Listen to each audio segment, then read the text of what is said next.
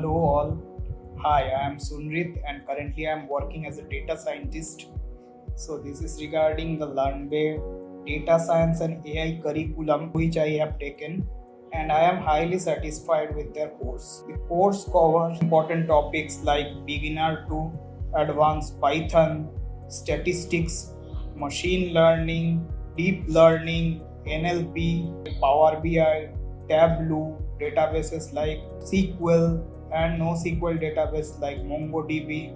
So their course is very well structured and you will get the option to choose from weekday or weekend batches, and also in weekday batches you will get the flexibility to choose between the evening and morning batch. The instructors here are very friendly and cooperative. There is facility for one-to-one doubt clearing session and mentorship session on resume building and building GitHub and LinkedIn account. So I would highly recommend this course for any college goer or working professionals.